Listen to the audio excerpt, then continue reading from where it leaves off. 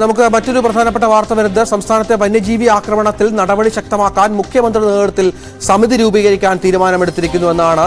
ഇന്ന് ചേർന്ന മന്ത്രിസഭാ യോഗമാണ് സുപ്രധാനമായ ആ തീരുമാനം എടുത്തത്. നിരന്തരമായ ജനരോഷത്തിന് അപ്പുറത്താണ്, അതിനുശേഷമാണ് ഈ തീരുമാനത്തിലേക്ക് എത്തിയത്. വനം മന്ത്രി ഇതിന്റെ കൺവീനറാകും എന്ന സുപ്രധാന വിവരവും ലഭ്യമാകുന്നുണ്ട്. വി അരുൺ ചേരുന്നു. അരുൺ, ഒടുവിൽ സർക്കാർ ഈ വിഷയത്തിൽ ഇടപെടുകയാണ് കാര്യക്ഷമമായി, കാരണം അത്രത്തോളമാണ് നാട്ടിലെമ്പാടുമുള്ള ജനരോഷം. എന്താണ് മനസ്സിലാക്കേണ്ടത്, എന്തൊക്കെയാണ് തീരുമാനങ്ങൾ? രഞ്ജിത്ത്, ശക്തമായ നടപടിയിലേക്ക് സർക്കാർ പോവുകയാണ്. അത്രയധികം സൂചിപ്പിച്ചു, അത്രയധികം ജനരോഷമുണ്ട് സംസ്ഥാനത്തിന്റെ പല മേഖലകളിലും. ഏതാണ്ട് എല്ലായിടത്തും വന്യജീവി സംഘർഷങ്ങൾ, വനമേഖലയിൽ മനുഷ്യരും വന്യജീവി സംഘർഷം രൂക്ഷമാകുന്ന ഈ സാഹചര്യത്തിലാണ് ഇന്ന് മന്ത്രിസഭാ വിഷയം പരിഗണിച്ചത്. ഔട്ട് ഓഫ് അജണ്ടയായാണ് മന്ത്രിസഭാ യോഗത്തിന്റെ പരിഗണനയ്ക്ക് ഈ വിഷയം വന്നത്. മന്ത്രിസഭാ യോഗത്തിന്റെ അജണ്ടയിൽ ഉണ്ടായിരുന്ന വിഷയമല്ല, പക്ഷേ മുഖ്യമന്ത്രി ഈ വിഷയം ക്യാബിനറ്റിൽ കൊണ്ടുവരികയായിരുന്നു മനസ്സിലാക്കാൻ കഴിയുന്നത്. മുഖ്യമന്ത്രി ചെയർമാനായി ഒരു ഉന്നതാധികാര സമിതി, മന്ത്രിതല സമിതി രൂപീകരിക്കും. വനം മന്ത്രിയും മറ്റു മന്ത്രിമാരും ഇതിൽ അംഗങ്ങളായിരിക്കും. ആ സമിതിയാകും ഇനി ഇത്തരം വിഷയങ്ങളിൽ ഇടപെടുക. ഇത് ഇപ്പോഴത്തെ പ്രശ്നങ്ങൾ മാത്രമല്ല, ദീർഘകാല അടിസ്ഥാനത്തിൽ പരിഹരിക്കേണ്ട വിഷയങ്ങളും ഈ സമിതി ചർച്ച ചെയ്ത് തീരുമാനമെടുക്കും. നിരന്തരം ജനവാസ മേഖലകളിലേക്ക് വന്യമൃഗങ്ങൾ എത്തുന്ന സ്ഥിതിയുണ്ട്. അത് ജീവനെടുക്കുന്ന, വീട്ടിനകത്ത് കയറിയും കൃഷിയിടങ്ങളിലും ഒക്കെ എത്തിയ ആളുകളുടെ ജീവനെടുക്കുന്ന അതിദാരുണമായ അവസ്ഥയുണ്ട്.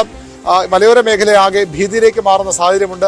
ആ സാഹചര്യം എങ്ങനെ പരിഹരിക്കാം, പ്രശ്നങ്ങൾ പരിഹരിക്കാം, ഒരു ശാശ്വത പരിഹാരം കണ്ടെത്താനാണ് മന്ത്രിതല സമിതി രൂപീകരിക്കുന്നത്. അല്പസമയം മുമ്പാണ് മന്ത്രിസഭാ യോഗം അവസാനിച്ചത്. കൂടുതൽ വിവരങ്ങൾ വരും മണിക്കൂറുകളിൽ ലഭ്യമാക്കാൻ കഴിയുമെന്ന് പ്രതീക്ഷിക്കുന്നു. ഏതായാലും ഒരു മന്ത്രിതല സമിതി, മുഖ്യമന്ത്രി നേതൃത്വത്തിൽ സമിതി രൂപീകരിച്ചിരിക്കുന്നു. സംസ്ഥാനത്തെ വന്യമൃഗ ആക്രമണവുമായി ബന്ധപ്പെട്ട പ്രശ്നങ്ങൾ കേൾക്കാനും പരിഹരിക്കാനും മറ്റുമായി. വന്യമൃഗ പ്രതിരോധം ചർച്ച ചെയ്യാൻ ഇടുക്കിയിൽ DFO യോഗം വിളിച്ചിട്ടുണ്ട്. ദേവികുളത്തെ DFO ഓഫീസിൽ ചേരുന്ന യോഗത്തിൽ കളക്ടറും ജനപ്രതിനിധികളും പൊതുപ്രവർത്തകരും പങ്കെടുക്കും. 3 ഘട്ടങ്ങളിലായാണ് യോഗം നടക്കുക എന്നുള്ള വിവരങ്ങളും പുറത്തു വരുന്നുണ്ട്. ഏതായാലും വലിയ തോതിലുള്ള ഇടപെടൽ സർക്കാർ സംവിധാനങ്ങളുടെ ഭാഗത്ത് നിന്ന് ഉണ്ടാകുന്നു സംസ്ഥാനത്തെ വന്യമൃഗ ആക്രമണവുമായി ബന്ധപ്പെട്ട്. വിനേഷ് കുമാർ വിവരങ്ങൾ നൽകുന്നുണ്ട്. വിനേഷ്, നേരത്തെ ബന്ധുക്കളുടെ അഭിപ്രായങ്ങൾ, ബന്ധുക്കൾ മാത്രമല്ല പൊതുപ്രവർത്തകരുടെ അഭിപ്രായങ്ങൾ തേടുകയായിരുന്നു വിനേഷ്. അതിലേക്ക് തുടരാം.